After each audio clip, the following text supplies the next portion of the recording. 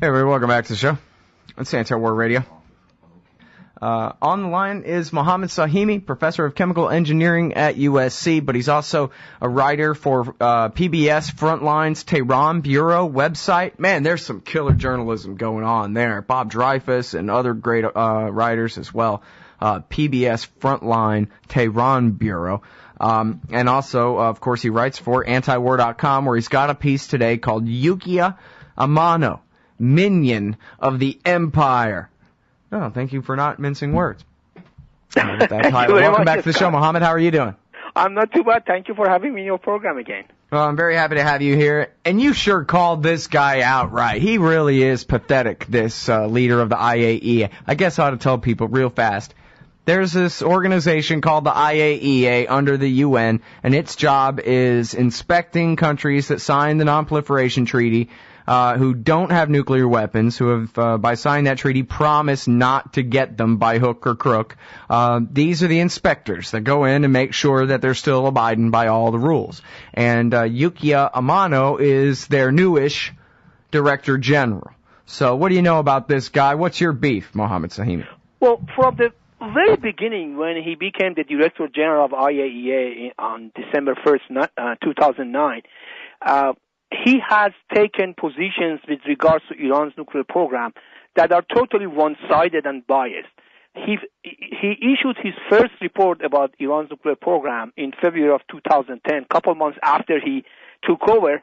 And just a couple of weeks after that, I analyzed his report, and in that report, I pointed out that the tone and direction of IAEA report on Iran's nuclear program have changed under Amano, and Amano has set aside the cautious and very scientific approach that the previous Director General Mohammad al-Baradei had, where he was not paying attention to all sorts of unfounded information that was being fed to IAEA by, for example, Israeli intelligence agencies and other intelligence agencies. And he was always emphasizing that the IAEA deals with facts on grounds, namely with what they can see, what they can touch, and what they can inspect, and whatever information that they have, that there can be some plausible basis for it. But Amano has changed that completely. He has made allegations one after another in his reports about Iran, and one after another they have turned out to be totally unfounded, or at least at the very least very suspect. For example, in the report that he issued last November, which was supposed to be a game changer and was supposed to present, all sorts of evidence why Iran had restarted its nuclear weapon program, that the IAEA itself and the National Intelligence Estimate said that Iran had stopped in 2003, even though I have never seen any evidence that Iran had a nuclear weapon program before 2003. But even if you assume that it did, Amano made all sorts of allegations in his November report that were nothing new, and it was basically a rehash of all the old allegations that Mohammad al-Baradei had mostly discarded and thought that they were not very credible. For example, he has made a big deal about how Iran might have used the Parchin facility, which is a facility southeast of Tehran, where Iran has been making ammunition for its conventional military for decades, and how Iran has probably or has possibly used that facility to carry out high explosive experiments that might be relevant to triggering a nuclear reaction and might be relevant to a nuclear weapon. These allegations are not new. They were made in 2004, and I must say that one of the people who played a big role in turning up these allegations was David Albright, the president of Institute for Science and International Security, where he and his institute issued a statement after a statement that something might be going on in Parchin. The IAEA must go to Parchin and must visit it. And in fact, Iran allowed visits to Parchin, and in January and November of 2005, the IAEA sent its inspectors. They went to Parchin, they visited Parchin. Iran said that they can visit 5 sites within the compound that they wanted to do, and they inspected those 5 sites that they had selected. And then in the second visit that they made in November of 2005, according to Iranian press, Ali Heinonen, who was at that time Deputy Director General for Safeguards, surprised Iranian officials by asking to visit 2 more sites that they hadn't put on the list of the sites that they wanted to visit, and the Iranian government allowed them to go and visit those 2 sites, and they visited those 2 sites also, and they didn't find anything, and the Iranian press at that time reported that Heinonen told Iranian officials that Parchin's case has joined history, meaning that there is nothing to be found. Now, when Amano took over, he has revived those allegations again. So in his November of 2011, he made a big deal about how Iran might have, a steel container, built a steel container at Parchin to do these experiments with high explosives. Okay, so they sent a team to Tehran in January and February. They made 2 visits to Tehran in January and February. During the first visit that lasted 3 days, the IAEA team negotiated with Tehran a visit to Parchin, and Iran agreed in principle to allow the visit to Parchin, provided that they can formally reach an agreement that if they go into the Parchin and inspect everything and they don't find anything, they should specify where they visited, what they found, what they didn't find, and then if it was to the satisfaction of IAEA, the issue will be closed. But the IAEA refused to agree to that, but agreed to continue negotiations to visit Parchin. So in the next visit that they had, which was a few weeks later, February 21st, against the agreement that they had made during the first visit, namely that they could visit Parchin once the formal agreement was signed between Iran and IAEA, all of a sudden they decided that they want to go to Parchin and visit again.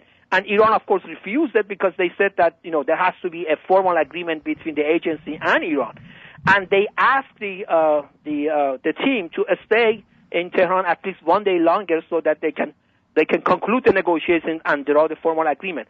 But after consulting with Amano did not allow them to stay longer in Tehran, and they left Tehran. And in fact, Gareth Porter, and as well as Iranian press, reported that not only Iran did not refuse visit to Parchin, provided a formal agreement can be signed, but also offered them to take them to another site in Marivan, which is a town in western Iran, to visit it, because in the November 2011 report, Amano had expressed concern about it. So not only they were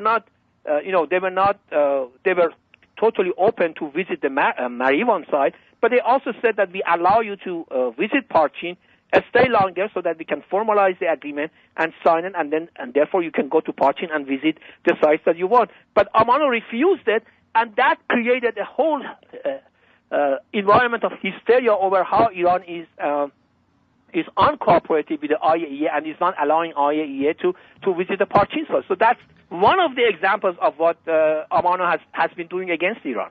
All right, well, we'll have to hold right there and pick it up on the other side of this break. It's Mohammed Sahimi from antiwar.com and PBS Frontline's Tehran Bureau website. We'll be right back. All right, y'all, welcome back to the show. It's Anti-War Radio, and we're talking with Mohammed Sahimi from antiwar.com and PBS Frontline's Tehran Bureau website. His new piece at antiwar.com today is called Yukiya Amano, Minion of the Empire, and it's about Mohammed el-Baradei's replacement as Director General of the International Atomic Energy Agency, Inspectors Agency, and you correctly pat yourself on the back here in this article for getting it right from the moment this guy stepped onto the public stage, that this guy is completely in the tank for the empire, and it's so obvious. You just illustrated the point so well on with the example of the Parchin facility, which is supposed to be such a big, scary deal, and which so obviously for anyone who actually spent some time looking into it or explaining it as you just did, it clearly is not. And what we're left with is, at least the obvious parallel to me, is the Office of Special Plans that lied us into war with Iraq in 2002 and 2003, where they went basically digging through the CIA's trash, trying to come up with, can we make a conspiracy theory about how Saddam and Osama are allied together? And we'll just say anything that was ever said is all high confidence intelligence. So any rumor that the CIA ever discarded basically became the basis of an entire speech or something, or an entire TV appearance by a general on TV to sell the case for war. And that's basically what this guy Amano has done, is he's gone digging through the IAEA's trash and included nothing new, if I understand it right, included only things that Mohammed al-Baradei and his team had already discarded as either unimportant or, you know, maybe interesting questions, but ones that had already been answered, or facilities that had already been inspected and cleared, etc. like that. Am I missing this point here somewhere? No, I think you Scott, you make an excellent point that there is a lot of similarity between what Amano is doing and what the neocons were doing during the Bush administration. And as you pointed out, and I also pointed out in my article, Amano is trying to dig up supposed information that had already been discussed with Mohammed al-Baradei and his team and had been discarded. They thought that a lot of those allegations did not have any basis in reality. They couldn't find any evidence for it when they went in to inspect Iran's nuclear program. And in addition, al-Baradei had formed a second group of advisors and experts who would second guess the whatever information his own team, for example, went to Iran and inspected. They would second guess them, and they would intensely debate them among themselves, so that they would make sure that if they come out with any sort of allegations or accusations or guess, it would be based on intensive discussions. It would be based on exchange of ideas and a thorough investigation of whatever evidence they might have had. But Amano has completely dissolved that group, namely because, as one of the WikiLeaks document that was publicized indicates, that the U.S. delegation to IAEA had complained that there are some advisors to Mohammed al-Baradei that haven't been very helpful to our position, as if IAEA is an organization that should basically do what the U.S. interest wants. So Amano, once he took over, he basically eliminated that office, and he is relying on very few advisors. And as Robert Kelly, the former IAEA inspector, said, that Amano is getting trapped in the way Dick Cheney was, namely relying on a few advisors and relying on unsubstantiated and unfounded allegations that they used in order to invade Iraq.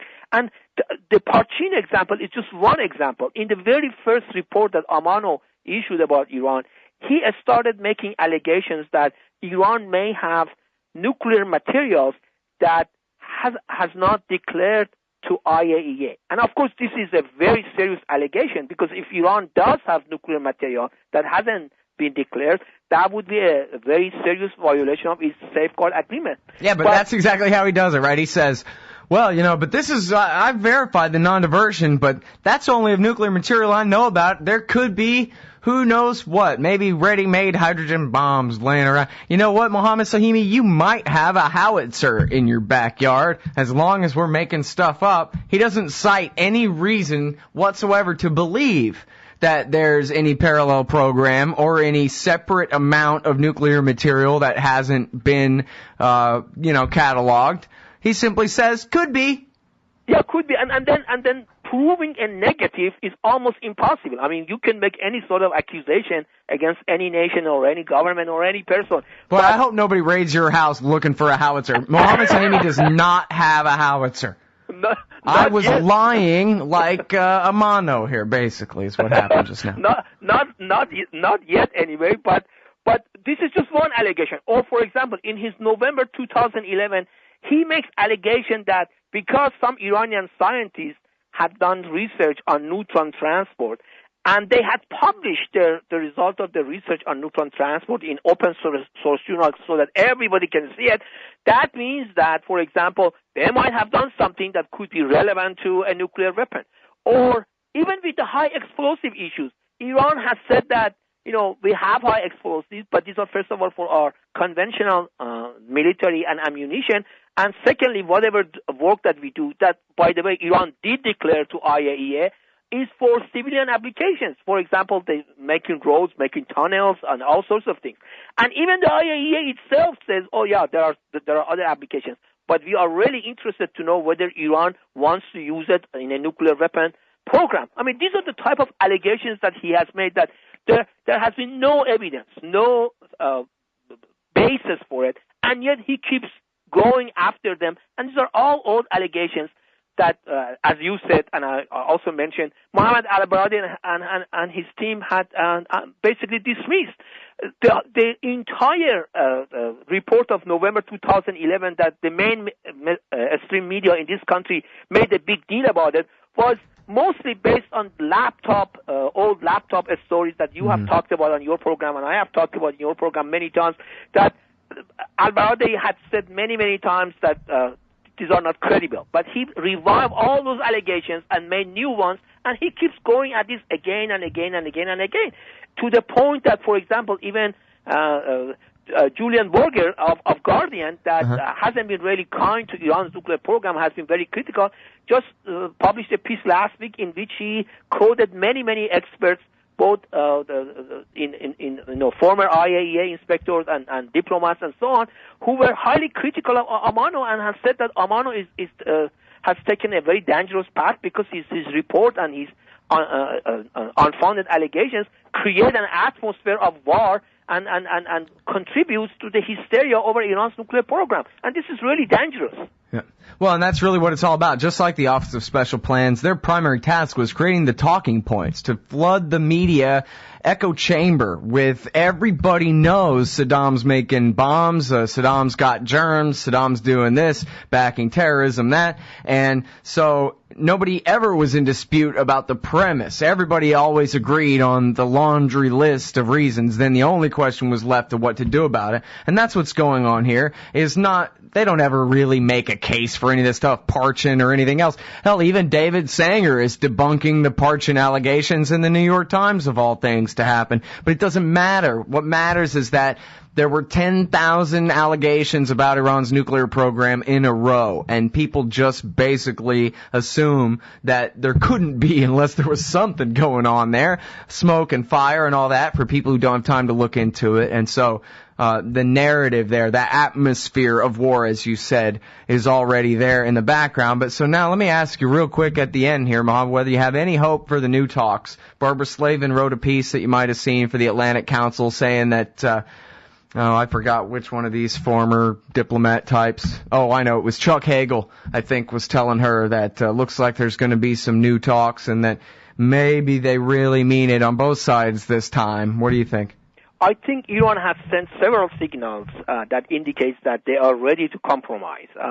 One of Iran's representatives that has visited Europe a couple of weeks ago said that Iran is ready to be fully cooperative with the 5+1 group, provided that they also cooperate with us, which means that, leave some of these sanctions or at least suspend them for a while.